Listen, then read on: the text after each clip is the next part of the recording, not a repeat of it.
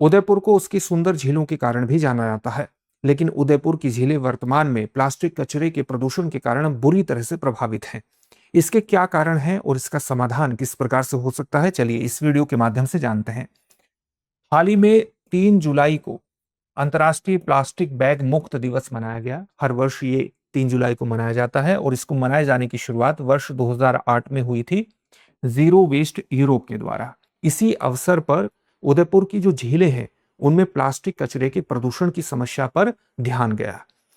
उदयपुर में कई महत्वपूर्ण झीलें हैं। उदय सागर झील है,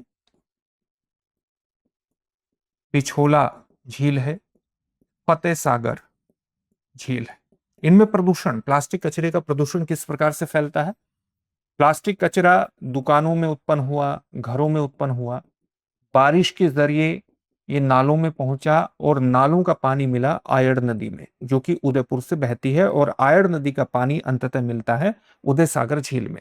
जब पिछोला झील, फतेह सागर झील ओवरफ्लो होती है तो वो भी, उसका पानी भी आयड़ नदी में मिल जाता है। तो इस प्रकार से प्लास्टिक कचरा यहां पर फैला हुआ है। प्लास्टिक कचरे से ये बुरी तरह से प्रभावित है। प्लास्टिक कचरे से प्रभावित होना खतरनाक क्यों है?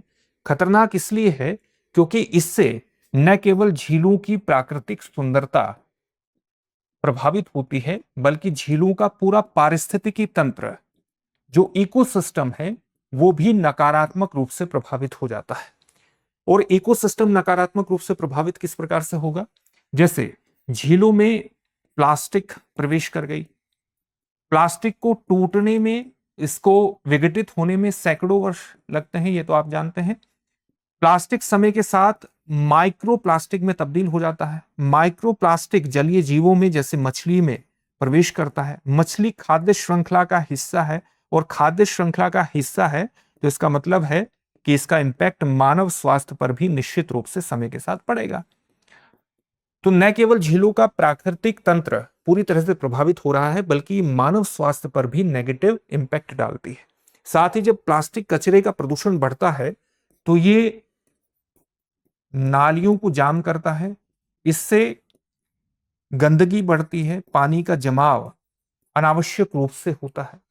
साथ ही प्लास्टिक में अगर कोई खाना बाहर फेंक देता है प्लास्टिक में भर करके, तो उससे जो आवारा पशु हैं वो उसे निगल लेते हैं, खाने के साथ प्लास्टिक को भी निगल लेते हैं। इससे उनके लिए भी स्वास्थ्य समस्याएं खड़ी होती हैं। और नगर निगम का इस समस्या को समाधान करने में, नगर निगम का सिंगल यूज प्लास्टिक को हटाने में अतिरिक्त खर्च भी होता है। तो ये एक बड़ी समस्या है। इसका समाधान किस प्रकार से किया जा सकता है? जैसे इसका समाधान करने का प्रयास भी हुआ है। अच्छा, आप इस दृष्टिकोण से भी इसके महत्व को, इसको हटाने के महत्व को समझ सकते हैं कि आउटलुक ट्रैवलर अवार्ड्स 2025 में उदयपुर को बेस्ट वेडिंग डेस्टिनेशन का दर्जा मिला। बेस्ट वेडिंग डेस्टिनेशन घोषित किया गया है। इसका मतलब है कि दुनिया भर के जो कपल्स हैं वो शादी करने के लिए उदयपुर में आते हैं। यानी ये पर्यटन का प्रमुख केंद्र है। वेडिंग के कारण भी है, अन्य कारणों से भी है, प्राकृतिक सुंदरता के कारण है, महलों के कारण है, झीलों के कारण है। यहाँ पर पर्यटन बहुत ज्यादा है, और पर्यटन ज्यादा अगर है और प्लास्टिक प्रदूषण बुरी तरह से फैलेगा तो पर्यटन पर भी नेगेटिव इंपैक्ट होगा। पर्यटन पर नेगेटिव इंपैक्ट होगा तो स्थानीय रोजगार भी प्रभावित होगा। तो इस दृष्टिकोण से भी इस समस्या का निजात करना बेहद आवश्यक है। भारत में सिंगल यूज प्लास्टिक पर 1 जुलाई 2022 को प्रतिबंध लगा दिया गया था। यह प्रतिबंध राजस्थान में लागू है, लेकिन अभी भी दुकानों पर चोरी छिपे प्लास्टिक की बिक्री लगातार की जा रही है। इसके प्रमाण आप कहीं पर भी देख सकते हैं भारत में।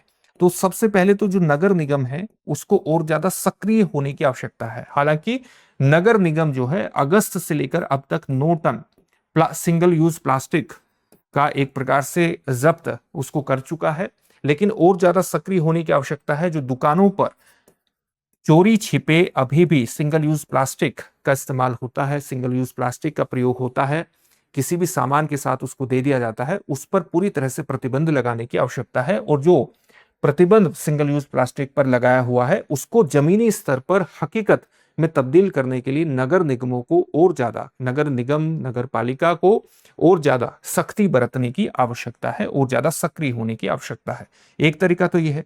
दूसरा तरीका क्या होगा? जागरूकता। जैसे आप ये देखिए, हम इस समस्या पर विचार कर रहे हैं, क्यों कर रहे हैं? क्योंकि हमने 3 जुलाई को अंतर्राष्ट्रीय प्लास्टिक बैग मुक्त दिवस मनाया है और उस मुक्त दिवस के दौरान ही हमारा ध्यान उदयपुर की झीलों में प्लास्टिक कचरे के प्रदूषण पर गया है। तो इस जागरूकता को और ज्यादा बढ़ाना है। क्यों? क्यों बढ़ाना है? ताकि हम सिंगल यूज प्लास्टिक के पर्यावरणीय खतरों के बारे में जान सकें और उसके विकल्प के बारे में भी हमें पता हो। जैसे सिंगल यूज प्लास्टिक का विकल्प क्या है? विकल्प यह है कि हम जूट के थैलों का इस्तेमाल करें, कपड़े के थैलों का इस्तेमाल करें। जब भी घर से कोई सामान लेने निकलें तो इन थैलों को लेकर के निकलें, ताकि हमारी दुकानदार द्वारा दिए गए पॉलीथीन पर निर्भरता कम हो सके। हमें पॉलीथीन का इस्तेमाल करना ही नहीं है। अगर ये जागरूकता हमारे पास होगी तो सिंगल यूज प्लास्टिक का उपयोग ही अगर खत्म हो जाएगा तो फिर उसके माध्यम से होने वाला प्रदूषण की तो कोई जरूरत पड़ेगी ही नहीं। तो ये जागरूकता बहुत जरूरी है, जागरूकता फैलाने की बहुत ज्यादा जरूरत है। साथ ही घरों में कचरे का सेग्रीगेशन बहुत जरूरी है, पृथक्करण उसका बहुत जरूरी है। और खुले में कुछ भी फेंक देने की जो आदत है उस पर भी एक नियंत्रण आवश्यक है।